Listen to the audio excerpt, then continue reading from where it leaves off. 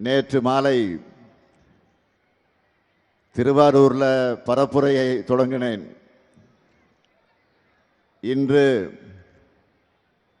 தீரர்கள் கூட்டமாம் திருச்சிக்கு வந்திருக்கிறேன். 3 வாரத்திற்கு முன்னாடி தான் இதே திருச்சியில் மாபெரும் மாநில மாநாட்டுக்காக வந்தேன். இப்போ மீண்டும் நம்முடைய வெற்றி வேட்பாளர்களுக்கு வாக்கு சேகரிக்க வந்திருக்கிறேன். மீண்டும் மீண்டும் நான் திருச்சிக்கு வர்ற மாதிரி திராவிட மாடல் ஆட்சியும் மீண்டும் மீண்டும் வரணும். அதுக்கு நீங்க தயாரா? சத்தம் கேட்கல. நன்றி. கடந்த 2021ஆம் ஆண்டு சட்டமன்ற தேர்தலில் திருச்சி மாவட்டத்தில் இருக்கக்கூடிய 9 தொகுதிகளையும் நீங்கள் வெற்றியை கொடுத்திருக்கிறீங்க. நீங்கள் தந்த அந்த வெற்றியால் 2 சிறப்பான அமைச்சர்களை தமிழ்நாட்டிற்கு நீங்கள் தந்திருக்கீங்க. இந்த முறையும் திருச்சியில முழு வெற்றி, 100% வெற்றி தருவீங்களா? இன்னும் சத்தமா சொல்லுங்க. மகிழ்ச்சி. நன்றி. திருச்சி மேற்கு சட்டமன்ற தொகுதியினுடைய நமது வெல்லும் வேட்பாளர், திருச்சியின் தீரர்,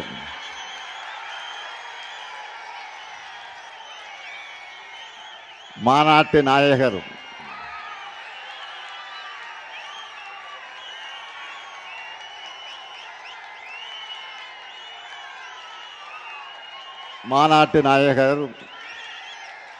கழகத்தின் முதன்மை செயலாளர்,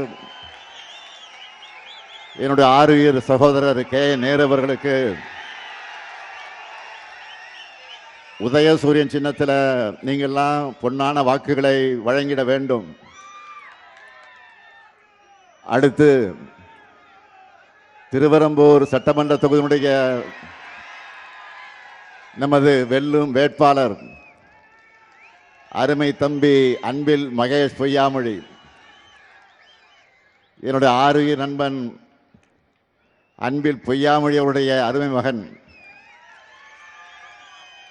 எப்பவும் சிரிச்ச முகத்தோட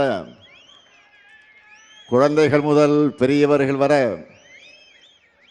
அனைவரையும் கவரக்கூடிய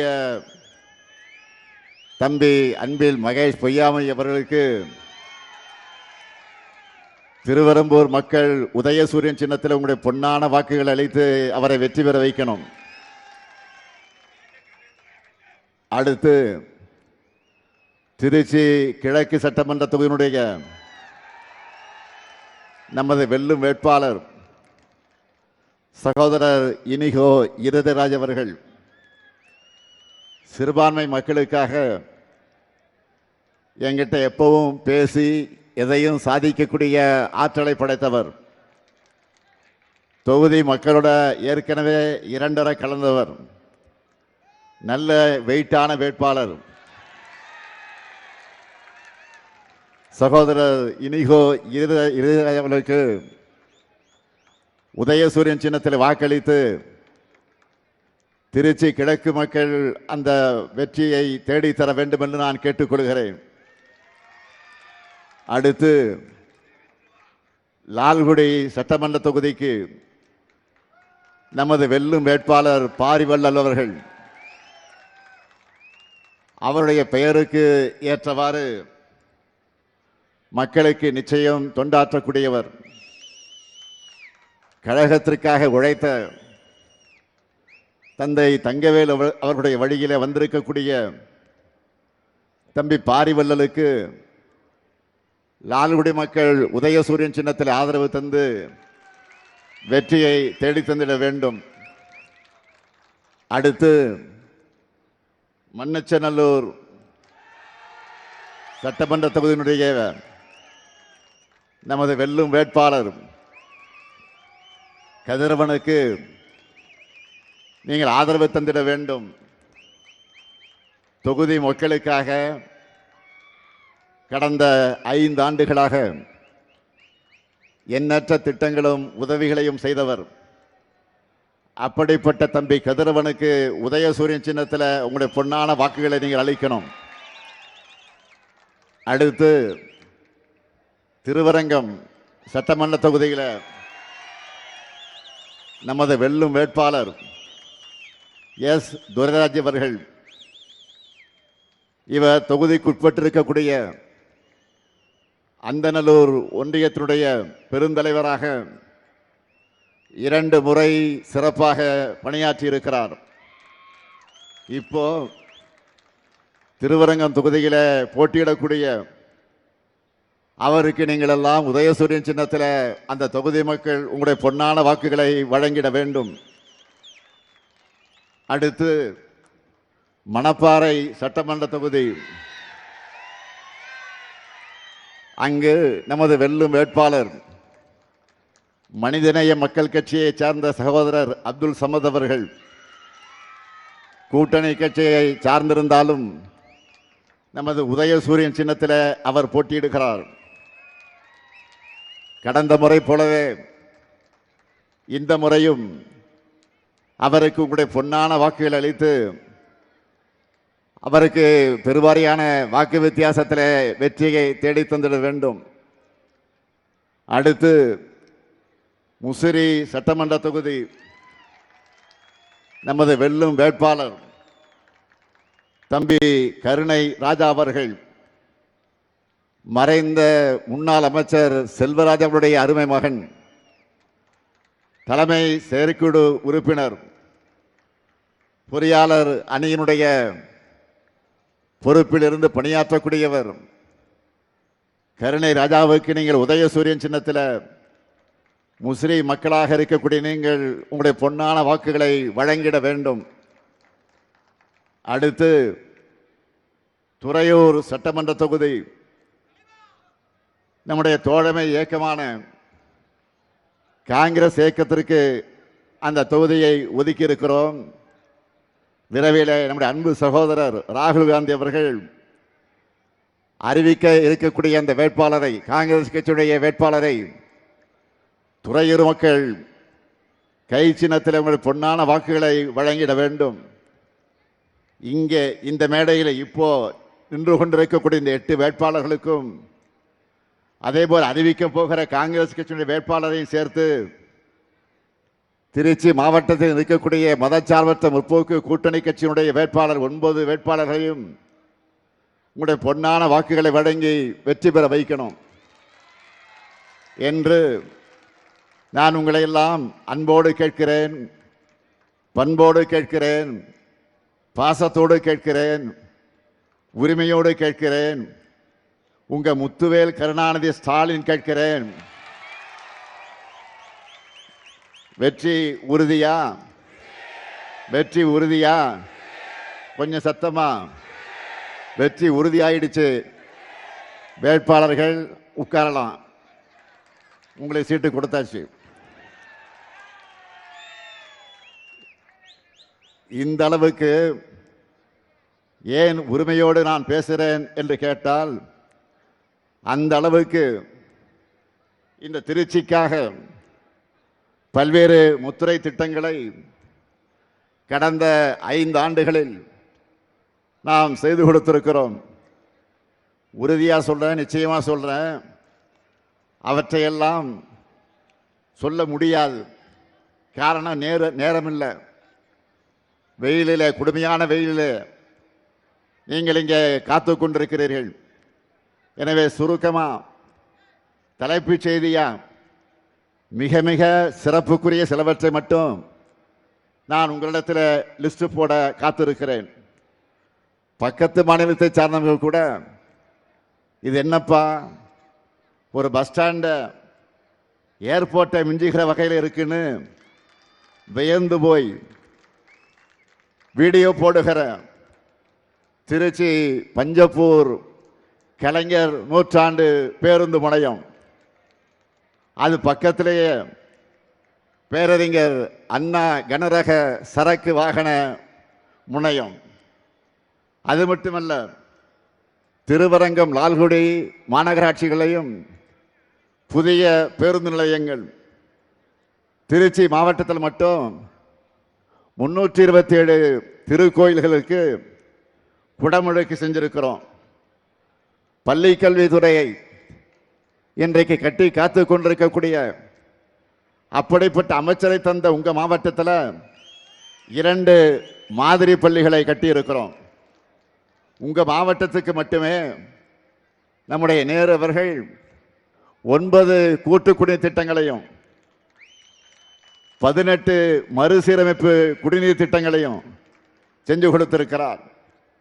திருவரம்பூர் சட்டமன்ற தொகுதி சூரியூர்ல மினி ஸ்டேடியம் மற்றும் ஜல்லிக்கட்டு மைதானம், துறையூர்ல புதிய அரசு கலை மற்றும் அறிவியல் கல்லூரி, சமயபுரத்தில் 10 ஆண்டுகளுக்கு பிறகு தங்கத்தேர் உலா, மணப்பாறையில் சிப்காட் தொழிற்பூங்கா. இது மட்டுமல்ல, கூடிய விரைவில் நம்முடைய திராவிட மாடல் 2.0 ஆட்சியில் அதனுடைய தொடக்கத்தில் திறந்து வைக்க போகக்கூடிய பெரிய திட்டங்கள் என்னன்னு இப்போ சொல்றேன்.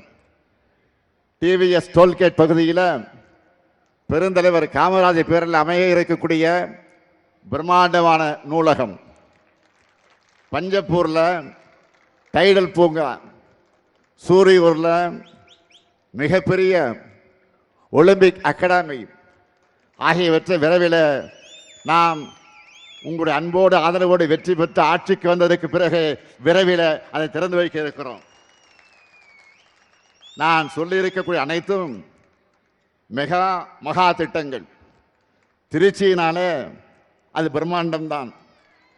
அதனால தான் உங்கள் மாவட்டத்தில் இருக்கக்கூடிய எல்லா தொகுதி மக்களுக்காகவும் இப்படி பிரம்மாண்டமான திட்டப்பணிகளை நாம் செஞ்சு கொடுத்துருக்கிறோம். இவை தவிர இன்னும் ஆயிரக்கணக்கான திட்டப்பணிகளை தொகுதி வாரியாக செஞ்சு கொடுத்திருக்கிறோம்.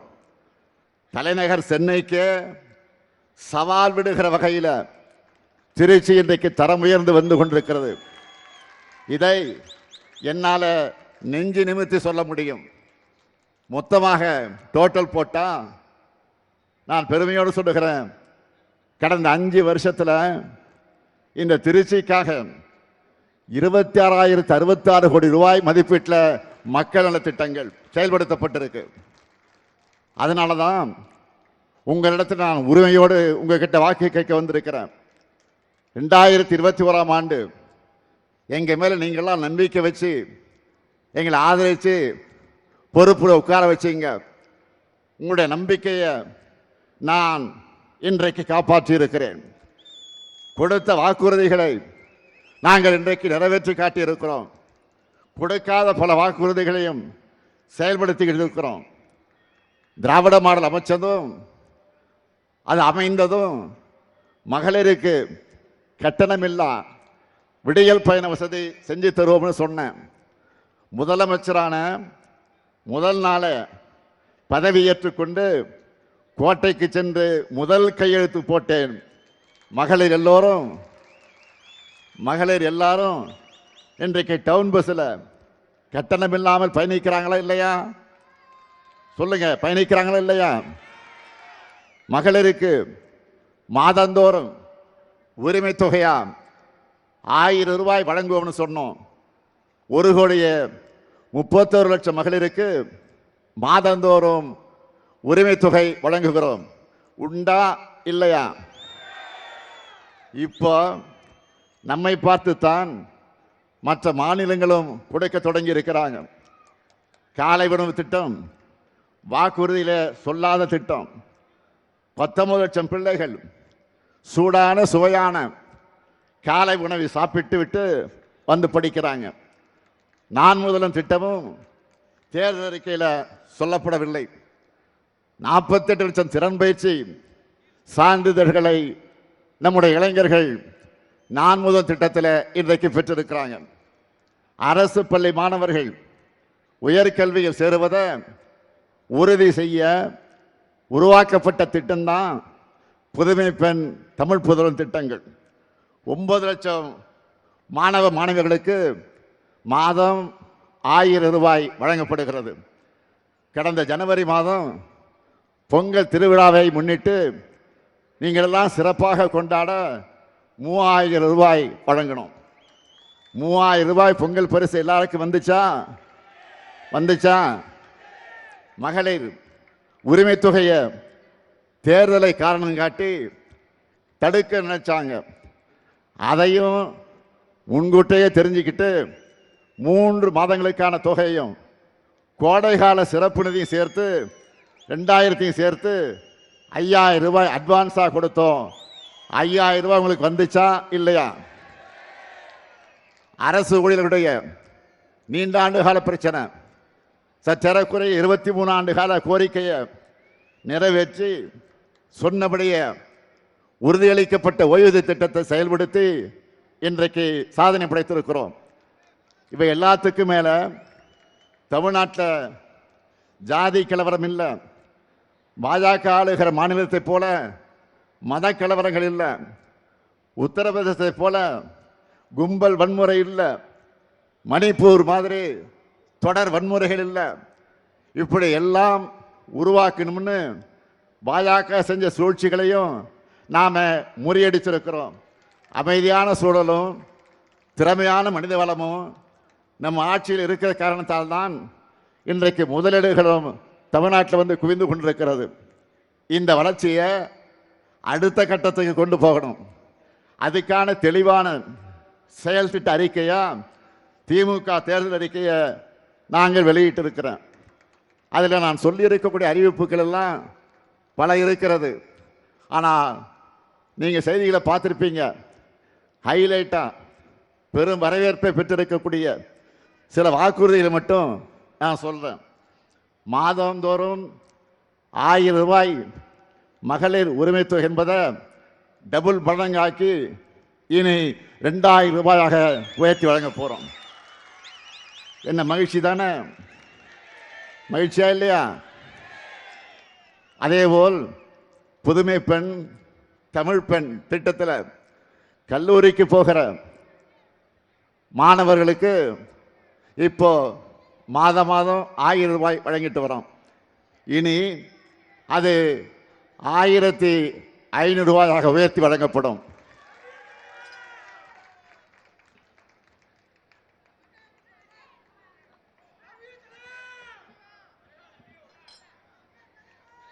அதேபோல் காலை உணவு திட்டத்தை 8ஆம் வகுப்பு வரை விரிவுபடுத்த நாம் அறிவித்திருக்கிறோம். மேலும் 15 லட்சம் மாணவர்கள் அதனால் பயன்பெற போறாங்க. இன்னும் அதிகமான தாய்மார்கள் காலையில் சீக்கிரம் எழுந்து சமையல் செய்கிற சுமை குறைய போகுது. அதேபோல் இல்லத்தரசிகளுக்கு மகிழ்ச்சி தரக்கூடிய இன்னொரு சூப்பர் டூப்பர் வாக்குறுதியும் கொடுத்திருக்கிறோம். இல்லத்தரசிகள் தங்களுடைய வீட்டுக்கு தேவையான washing machine, fridge, TV, grinder, mixie, microwave அவன், இண்டக்ஷன் அடுப்பு போன்ற வீட்டு உபயோகப் பொருட்களை புதுசாக வாங்கவும் அல்லது ஏற்கனவே பயன்படுத்தி வர இத்தகைய பொருட்களை கொடுத்துட்டு அதுக்கு பதிலாக வேற வாங்கிக்கவும் இல்லத்தரசி என்ற புதிய திட்டம் செயல்படுத்தப்படும். அதுவும் நீங்க வசிக்கிற பகுதிகளில் உள்ள உங்களுக்கு பிடிச்ச கடையில் உங்களுக்கு பிடிச்ச கம்பெனி உங்களுக்கு பிடிச்ச மாடலாக பார்த்து இந்த பொருட்களை நீங்க வாங்கிக்கலாம். இதுக்காக ஒவ்வொரு குடும்பத்துக்கும் எவ்வளவு ரூபாய் கூப்பன்?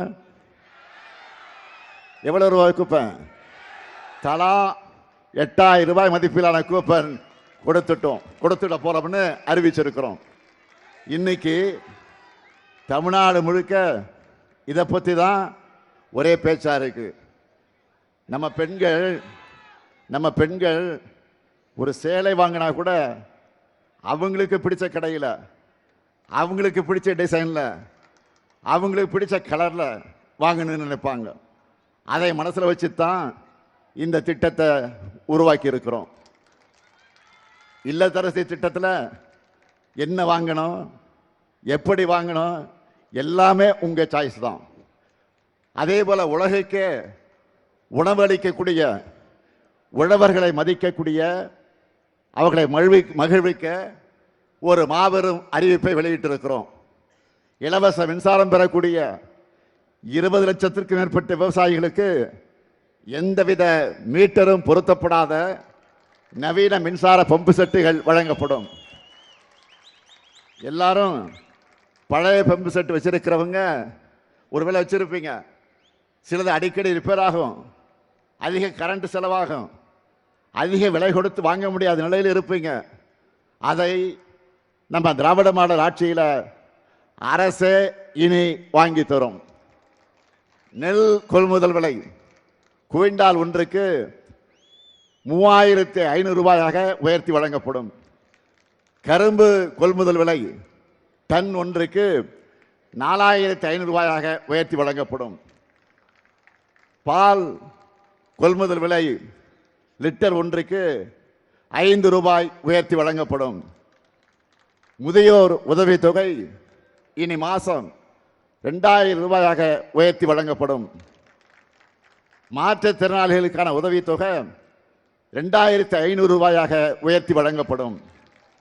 இன்னும் இருக்கு, மீன்பிடி தடைகால சிறப்பு நிவாரண தொகை 8000 ரூபாயிலிருந்து 12000 ரூபாயாக, மீன்பிடி குறைவு கால சிறப்பு நிவாரண தொகை 6000 ரூபாயிலிருந்து 9000 ரூபாயாக உயர்த்தி வழங்கப்படும்.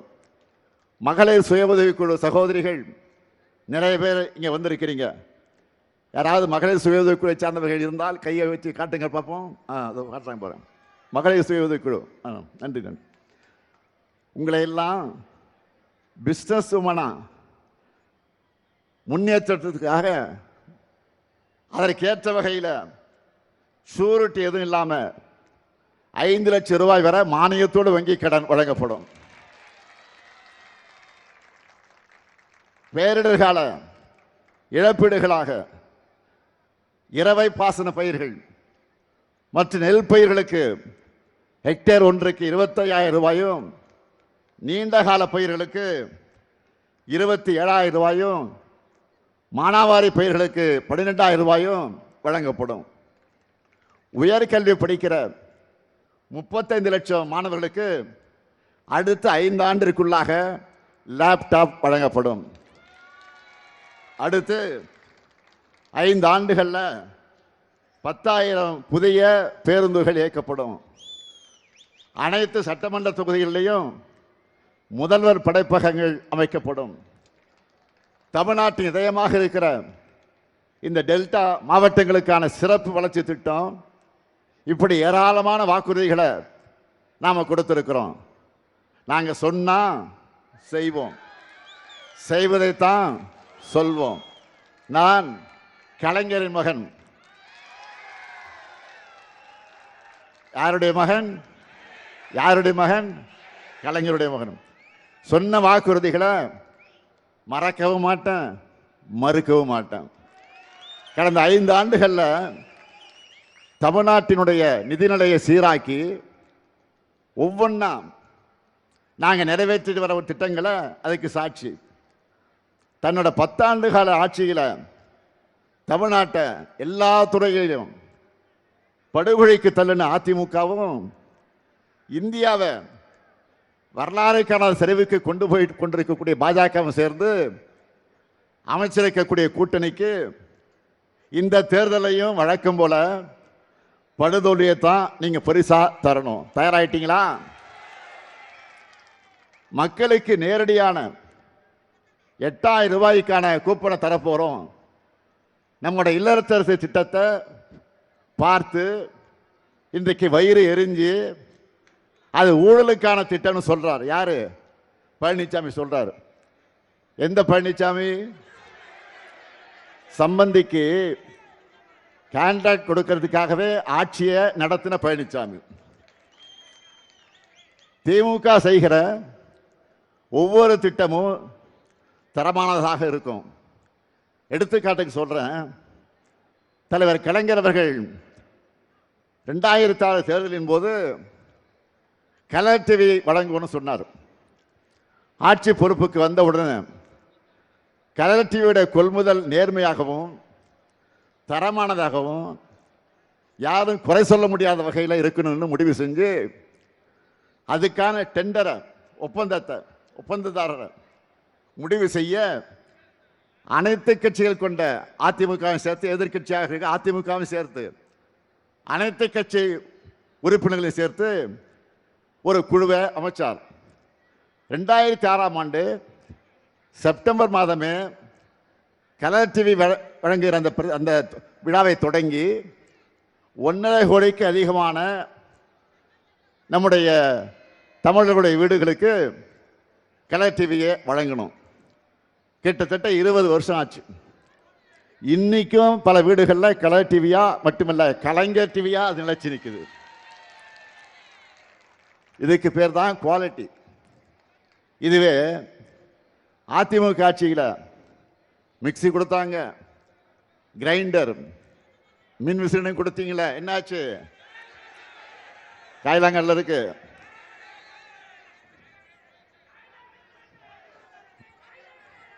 இந்த லட்சணத்தில் வாய் இருக்குன்னு என்ன வேணாலும் பேசலாம் என்று பேசிக்கிட்டு இருக்கிறார் நம்முடைய பழனிசாமி அவர்கள். ஏற்கனவே 2021 தேர்தலில் மகளிர் உரிமை தொகையா நாங்கள் 1000 ரூபாய் வழங்குவோம்னு சொன்ன உடனே அவசரமாக அவ வீட்டில் இருக்க ஜெராக்ஸ் மிஷினை ஆன் பண்ணிட்டு 1500 ரூபாய் தருவோன்னு அறிக்கை வெளியிட்டார். பழனிசாமியோட வாய்ச்சி பாடலும் அவருடைய அலங்கோல ஆட்சி நிர்வாகத்தோட ஊழல் அந்த பவுசும் தெரிஞ்சு மக்களான நீங்கள் அவரை புறக்கணிச்சிங்க. இப்போ மக்களுக்கு நல்லது நடக்கக்கூடாதுன்னு வயிற்றெரிச்சல்ல தன்னை போலவே பிறரையும் நினைச்சு ஊழல் நடக்கும்னு பேசிட்டு இருக்கிறார். அண்மையில் மதுரையில் ஒரு சம்பவம் நடந்துச்சு. இவங்க ஆட்சிக்கு வந்தா என்ன நடக்கும் என்பதற்கு ட்ரெயிலர் தான் அது. மதுரையில் நடைபெற்ற கூட்டத்தினுடைய நுழைவு வாயில் தந்தை பெரியார் படத்தை வைக்கக்கூடாதுன்னு பாஜக சொன்னதும் சுயமரியாதை இல்லாமல் அதை எடுக்க துணிந்தவர் தான் பழனிசாமி. மதுரை பாஜக ஆதரவு கூட்டத்தில் தந்தை பெரியாரையும் அண்ணாவையும் கொச்சைப்படுத்துகிற மாதிரி காணொலி காட்சிகள் எல்லாம் வெளியிட்டாங்க. அதிமுகவை சார்ந்த முன்னாள் அமைச்சர்கள் 3 பேர் கொஞ்சம் கூட சொரணை இல்லாமல் அதை பார்த்துக்கிட்டு இருந்தாங்க. நான் கேட்குறேன், மக்கள் தலைவர் எம்ஜிஆர் இருந்தாலும் விட்டு இருப்பாரா? அல்லது அம்மையார் ஜெயலலிதா அவர்கள் இருந்தாலே விட்டு இருப்பாரா? வேற எங்கள் அண்ணாவை இப்படி அசிங்கப்படுத்தினா பார்த்துட்டு சும்மா இருந்திருப்பாங்களா? பழனிசாமியுடைய ஒரே சாதனை அதிமுக எனும் கட்சியை அடிமை கூட்டமாக சீரழிச்சிருக்கிறதா அவங்க சாதனை. திராவிடம் என்ற சொல்லும் அந்த கூட்டத்தில் அவமானப்படுத்தப்படுது. அதிமுக முன்னணியினர் கூட அதை கூட தடுக்கல. திராவிடம்னா என்னன்னு எனக்கு தெரியாது, நான் புராணங்களை எல்லாம் படித்ததில்லைன்னு கொஞ்சம் கூட வெட்கம் இல்லாமல் சிரிச்சுக்கிட்டே சொன்னவர் தான் பழனிசாமி. இந்த துப்புக்கெட்ட பழனிசாமி யார் எக்கேடு கட்டாலும் பரவாயில்லை, தன்னுடைய பதவியை காப்பாற்றிக்கிட்டா போதும்னு பாஜகவுடைய பாதம் தாங்கியா இருந்து கொண்டிருப்பவர் தான் பழனிசாமி.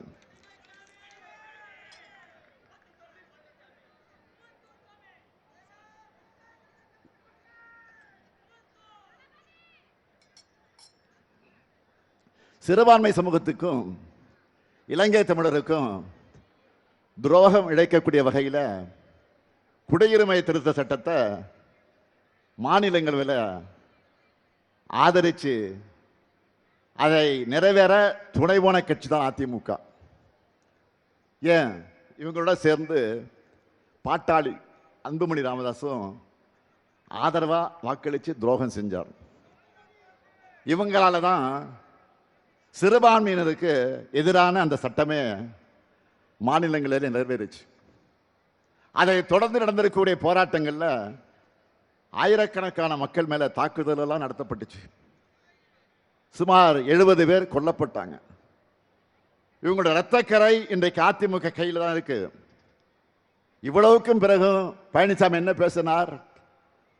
குடியுரிமை சட்டத்தால யாருக்கும் எந்த பாதிப்பும் கிடையாது, எந்த முஸ்லீம் பாதிக்கப்பட்டாலும் காட்டுங்க என்று சொன்னவர் தான் பழனிசாமி. ஆனால் சிறுபான்மையின் வாக்குகள் வேணும்னு 2024 தேர்தலில் தனியா நின்று நாடகம் ஆடினப்போ சிஏ சட்டத்தை கண்டிக்கிறதா பெல்ட்டி அடித்தார் பழனிசாமி.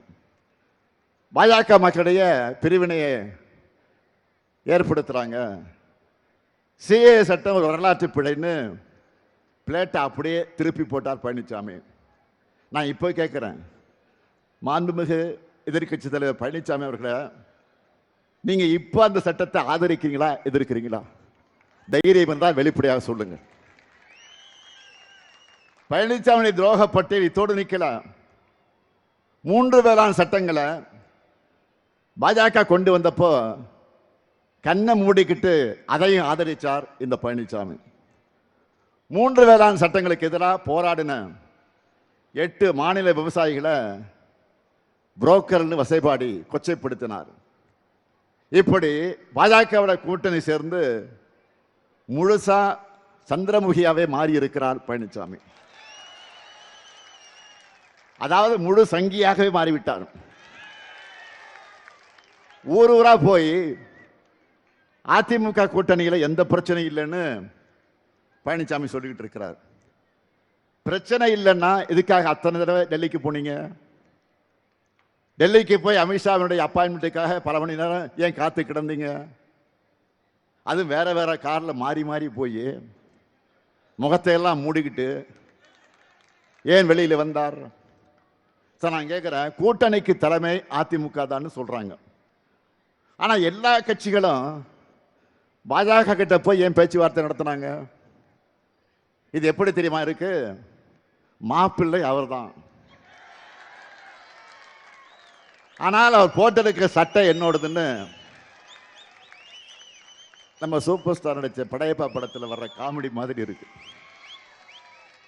நான் தெரியாம தான் கேட்கிறேன், கூட்டணிக்கு அதிமுக தான் தலைமைன்னா அதில் இருக்கக்கூடிய சிறிய கட்சிகள் எல்லாம் ஏன் அதிமுக சின்னத்தில் போட்டியிடாம பாஜகவுடைய சின்னத்தில் போட்டியிடுறாங்க? பழனிசாமியை முதலமைச்சர் ஆக்குவோன்னு பிரதமர் மோடி அவர்கள் இதுவரை சொல்லி இருக்கிறாரா? அதிமுக என்ற பெயரை கூட அவர் சொன்ன மாதிரி எனக்கு தெரியல. என்டிஏ சர்க்கார் தான் திரும்ப திரும்ப சொல்றாரு. ஆனா நாம Tamil Nadu versus NDA, Tamil Nadu versus டெல்லின்னு சொன்னா மட்டும் இது என்ன டெல்லி தேர்தலா? ஏன் அப்படி சொல்றீங்கன்னு பெரிய அறிவு கொழுந்து மாதிரி கேட்கிறார் பழனிசாமி. தன் மீதான ஊழல் புகார்கள், உறவினர் வீடுகள் நடந்த ரெய்டுகள் இருந்து தப்பிக்க மொத்த கட்சியும் பாஜக கிட்ட பழனிசாமி அடகு வச்சிட்டார். மக்கள் வாக்களிக்காமலேயே எம்எல்ஏக்களை ஏலத்தில் எடுத்து ஒரு முறை முதலமைச்சர் ஆகிட்டார். எப்படி? மக்கள் வாக்களிக்காமலேயே எம்எல்ஏக்களை ஏலத்துக்கு எடுத்து ஒரு முறை முதலமைச்சர் ஆகிட்டார். கூவத்தூர் வரலாம் உங்களுக்கு தெரியும். திரும்பவும் இவர்கிட்ட ஆட்சி போனா ஒட்டுமொத்த தமிழ்நாட்டையும் டெல்லி கிட்ட அடகு வச்சிருவார். அடகு என்ன மொத்தமாக வித்துடுவார். இவருடைய ஓனரான பாஜகவின் ஒரே நோக்கம் தமிழ்நாட்டின் வளர்ச்சியை தடுக்கிறது தான். நேராக வந்தால் தமிழ்நாட்டு மக்கள் நோட்டாவுக்கு கீழே அனுப்பிச்சிடுவாங்க. அதனால தான் கொத்தடிமை கூட்டமாக இருக்கக்கூடிய அதிமுகவை முகமடி போட்டுக்கிட்டு வந்திருக்கிறாங்க. கடந்த 11 ஆண்டு காலத்தில் பாஜக தமிழ்நாட்டுக்கு எதையும் செய்யல. நம்ம மக்களோட எந்த கோரிக்கையும் நிறைவேற்றல. 12 ஆண்டுகளாக ஆட்சி செய்கிறாங்க. ஆனால் தமிழ்நாட்டுக்கு இதுவரை சிறப்பு திட்டம் கூட கிடையாது. அறிவிச்ச மதுரை எய்ம்ஸ் மருத்துவமனையை இப்போ என்ன நிலை இருக்குன்னு தெரியும் உங்களுக்கு. அதுவும் கட்டி முடிக்கப்படலை. நமக்கு நியாயமாக கிடைக்க வேண்டிய நிதியை கூட விடுவிக்க மறுக்கிறாங்க. மதுரை, கோவை, திருச்சி இந்த மாநகர எதிர்கால வளர்ச்சிக்காக மெட்ரோ ரயில் திட்டத்தை கேட்டோம், அதுவும் கொடுக்கல, முடியாதுன்னு சொல்லிட்டாங்க. சென்னை மெட்ரோ ரயில் திட்டத்துக்கான நிதியை ஒழுங்காக தராமல் இழுத்தடிக்கிறாங்க. ஒசூர் விமான நிலையத்துக்கும் அனுமதி தரல. பள்ளி குழந்தைகளுக்கான கல்வி நிதியையும் தரது தடுக்கிறாங்க. குடிநீர் திட்டத்துக்கு நிதி கிடையாது. இவ்வளவு அநீதிகளையும் செஞ்சுட்டு தேர்தல் வந்துடுச்சுன்னு தமிழ்நாட்டுக்கு கிளம்பி வரார் மாண்புமிகு பிரதமர் மோடி அவர்கள். கடந்த மாதம் கூட இதே திருச்சிக்கு பிரதமர் மோடி அவர்கள் வந்தார். நான் கேட்குறேன், அப்படி வந்தவர் இதெல்லாம் ஒன்றிய பாஜக அரசின் மூலமாக தமிழ்நாட்டுக்கு செஞ்சு இருக்கக்கூடிய திட்டங்கள்னு எடுத்து காட்டினாரா, சொன்னாரா? எங்களால் தமிழ்நாட்டுக்கு இந்த நன்மைகள்லாம் கிடைச்சிருக்குன்னு பட்டியல் போட்டு சொன்னாரா? இருந்தால் தானே சொல்ல முடியும். சட்டையில் இருந்தால் தானே அகப்பையில் வரும். இதில் திமுக இந்த வாக்குறுதி நிறைவேற்றலன்னு 19 சொல்லிட்டு போறாரு. என்னோட ஒவ்வொரு பேச்சிலையும் ஒவ்வொரு சாதனை திட்டம் குறித்தும் புள்ளி விவரத்தோடு விளக்கி சொல்றேன். நம்ம அரசோட திட்டங்களால் பயனடைகிற பலரும் பயனடைஞ்சிட்டு இருக்காங்க பாருங்க, அந்த மக்களும் ஊடகங்கள் அதை தொடர்ந்து பதிவு செய்கிறாங்க. இன்னும் சொல்லணும்னா, மக்களான உங்ககிட்ட கேட்டிருந்தா கூட திராவிட மாடல் திட்டங்களை வரிசையாக சொல்லியிருப்பீங்களா இல்லையா? பரவாயில்லை. எப்போ டூர் மோட்லேயே இருக்கிற பிரதமருக்கு இதையெல்லாம் கேட்டு தெரிஞ்சுக்க நேரம் இருந்திருக்காது. அப்படி இல்லைன்னா தமிழ்நாட்டை புரிஞ்சிக்கணும் என்ற எண்ணம் இருந்திருக்காது. அவர்கிட்ட நான் கேட்குறதெல்லாம், மாண்புமிகு பாரத பிரதமர் மோடி அவர்களே, தமிழ்நாட்டுக்கு வாங்க, ஒரு வார காலம் இங்கே தங்கி இருந்து எங்கள் தமிழ்நாடு எப்படி தலை நிமிர்ந்து சிறந்த தமிழ்நாடாக இருக்குன்னு தெரிஞ்சுக்குங்க. இந்தியாவிலேயே அதிக அளவு பெண்கள் வேலைக்கு போகிற மாநிலம் நம்முடைய தமிழ்நாடு தான். பாஜக ஆளுகிற மாநிலங்களில் நடக்கிற மாதிரி அட்டுழியங்கள் இங்கே கிடையாது. பெண்களை பாதுகாப்பாக வாழ வைப்போம்னு பிரதமர் சொல்ல வேண்டியது தமிழ்நாட்டில் இல்லை, பாஜக ஆளுகிற மாநிலங்களை போய் தான் இதையெல்லாம் பேசணும். அதை விட்டு என்டிஏ கூட்டணியினர் தமிழ்நாட்டை பற்றி அவதூறா பேசுறது தமிழ்நாட்டை நாசப்படுத்தவும் தமிழ்நாட்டு வளர்ச்சியை கெடுக்கணும் தான். தமிழ்நாட்டின் முன்னேற்றம் வளர்ச்சியும் தொடரணும்னா 7வது முறையும் நம்முடைய திராவிட முன்னேற்ற கழக ஆட்சி அமையணும். திராவிட மாடல் தொடரணும். பாஜகவும் அதன் கொத்தடிமையும் கூட்டமும் அதோட தீமைகள் நாம் நினைச்சு பார்க்க முடியாத அளவுக்கு இருக்கும். தமிழ்நாடாக தான் இருக்கணும். உத்தரப்பிரதேசம் போல, மணிப்பூர் போல வன்முறை காடாக மாறக்கூடாது. இவங்க வந்தால் தமிழ்நாட்டோட பெயரை தட்சிண பிரதேசன்னு கூட மாற்றவும் தயங்க மாட்டாங்க. இதை தடுக்கணும்னா ஒட்டுமொத்த தமிழ்நாடும் பாஜக அதிமுக கூட்டணிக்கு எதிராக ஓரணியில் இணையணும். நம்முடைய எதிரிகளையும் பாஜகவுடைய உதிரிகளையும் வீழ்த்தணும். நல்லா புரிஞ்சுக்கோங்க, நாம் போராடுறது திராவிட முன்னேற்ற கழகத்துடைய வெற்றிக்காக மட்டுமல்ல, நம்முடைய மதச்சார்பற்ற முற்போக்கு கூட்டணியுடைய வெற்றிக்காக மட்டுமல்ல, தமிழ்நாட்டினுடைய வெற்றிக்காக. பாஜகவோட டப்பா இன்ஜின் முன்னாடி நம்ம திராவிட மாடலின் சூப்பர் ஃபாஸ்ட் இன்ஜின் ஒருபோதும் தலைகுனியாது. நம்ம ஸ்பீடு என்னன்னு காட்டிடலாமா? வெல்ல போகுது தமிழ்நாடு அணியா டெல்லி அணியா? ஒரு கை பார்த்துடலாமா? நடக்க இருக்கக்கூடிய இந்த ஜனநாயக போரில் அரசியல் வெறுப்புகளெல்லாம் அப்பாற்பட்டு நம்ம தாய் தமிழ்நாட்டை காக்க எல்லோரும் திமுக தலைமையிலான மதச்சார்பற்ற முற்போக்கு கூட்டணி ஆதரிக்கணும். கலைஞரின் மகனா உங்ககிட்ட கேட்கிறேன், திராவிட முன்னேற்ற கழக கூட்டணிக்கு உங்கள் பொன்னான வாக்குகளை தாருங்கள். இது என்னுடைய கோரிக்கை மட்டுமல்ல, தமிழ்நாட்டு நலனில் அக்கறை கொண்ட ஒவ்வொருடைய கடமை. அதை உணர்ந்து திருச்சி மேற்கு சட்டமன்ற தொகுதியில் நம்மை வெல்லும் வேட்பாளர் திருச்சியின் தீரர் கே நேரு அவர்களுக்கு உதயசூரியன் சின்னத்தை வாக்களியுங்கள். திருச்சி கிழக்கு சட்டமன்ற தொகுதியில் வெல்லும் வேட்பாளர் இனிகோ இருதராய் அவர்களுக்கு உதயசூரியன் சின்னத்தை வாக்களியுங்கள். திருவெரும்பூர் சட்டமன்ற தொகுதியில் நமது வெல்லும் வேட்பாளர் அன்பில் மகேஷ் பொய்யாமி அவர்களுக்கு வாக்களியுங்கள். அதேபோல் லால்குடி சட்டமன்ற தொகுதியில் நமது வெல்லும் வேட்பாளர் பாரிவள்ளலுக்கு உதயசூரியன் சின்னத்தில் நீங்களெல்லாம் வாக்களிக்கணும். மண்ணச்சேனலூர் சட்டமன்ற தொகுதியில் நமது வெல்லும் வேட்பாளர் கதிரவனுக்கு உதயசூரியன் சின்னத்தில் வாக்களிக்கணும். திருவரங்கம் சட்டமன்ற தொகுதியினுடைய நமது வெல்லும் வேட்பாளர் துரராஜ் அவர்களுக்கு உதயசூரியன் சின்னத்தில் வாக்களிக்கணும்.